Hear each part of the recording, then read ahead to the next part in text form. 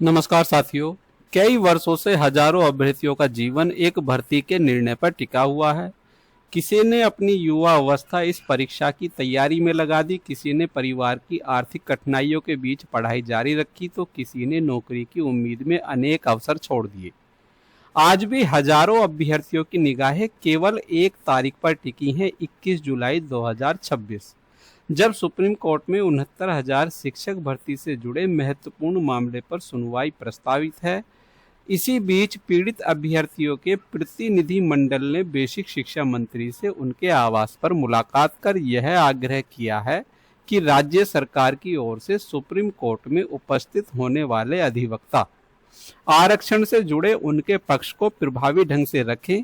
सरकार का यही रुख है तो डिवीजन बेंच के आदेश के अनुरूप नई मूल चयन सूची का समर्थन करें। अब सबसे बड़ा प्रश्न यह है कि क्या ऐसी मुलाकात से वास्तव में कोई लाभ हो सकता है? क्या जब मामला सुप्रीम कोर्ट में विचाराधीन हो तब मंत्री या अधिकारियों से मिलना उचित और उपयोगी कदम माना जा सकता है? आइए इसे एक एक बिंदु में समझते हैं। बेसिक शिक्षा मंत्री से मिलने का उद्देश्य क्या है? ऐसी मुलाकात का मुख्य उद्देश्य न्यायालय को प्रभावित करना नहीं होता, बल्कि सरकार तक अपनी बात पहुंचाना होता है। यदि अभ्यर्थियों को लगता है कि उनके पक्ष को पर्याप्त मजबूती से प्रस्तुत नहीं किया जा रहा, तो सरकार से आग्रह कर सकते हैं कि राज्य की ओर से पेश होने वाले अधिवक्ता उनकी कानूनी तर्कों को प्रभावी ढंग से रखें। फिर मंत्री से मिलने का लाभ क्या हो सकता है? यदि सरकार किसी मुद्दे पर अपना स्पष्ट पक्ष न्यायालय के सामने रखना चाहती है, तो वह अपने अधिवक्ता को आवश्यक निर्देश दे सकती है। इसलिए अभ्यर्थियों की मुलाकात का उद्देश्य यह है कि सरकार उनकी बात को गंभीरता से सुने और यदि उचित समझे तो उसे कानूनी रूप से अदालत में प्रस्तुत करवाए। यह लाभ संभावित है।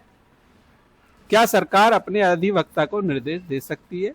हाँ, सामान्यतः सरकारी अधिवक्ता सरकार के निर्देशों के आधिकारिक रूप से अनुसार न्यायालय में पक्ष रखते हैं, लेकिन वे न्यायालय के समक्ष केवल वही तर्क रख सकते हैं जो कानून और रिकॉर्ड के अनुरूप हो। वे न्यायालय से कानून के विरुद्ध कोई आग्रह नहीं कर सकते हैं। जब मामला सुप्रीम कोर्ट के अंदर चल रहा है तो ऐसे मामले में अधिकारियों से या मंत्रियों से मिलना उचित है या नहीं, इस पर भी चर्चा करते हैं।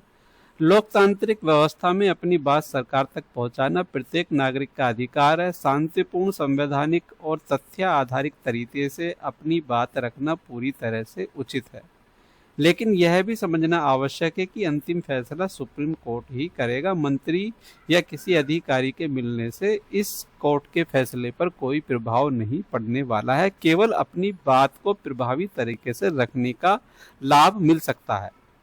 भारतीय संविधान के अनुसार अनुच्छेद 14 सभी को समानता का अधिकार देता है और अनुच्छेद 16 सरकारी नौकरियों में समान अवसर और आरक्षण संबंधी प्रावधानों का अवसर प्रदान करता है।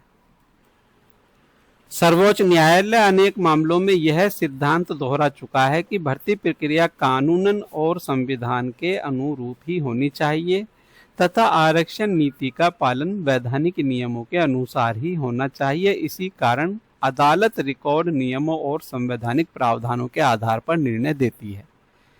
अब 21 जुलाई 2026 की सुनवाई क्यों महत्वपूर्ण मानी जा रही है? यदि इस दिन विस्तृत सुनवाई होती है तो दोनों पक्षों के तर्क, सरकार का पक्ष और उपलब्ध रिकॉर्ड न्यायालय के सामने आएंगे। इसके बाद न्यायालय आवश्यक आदेश पारित करेगा।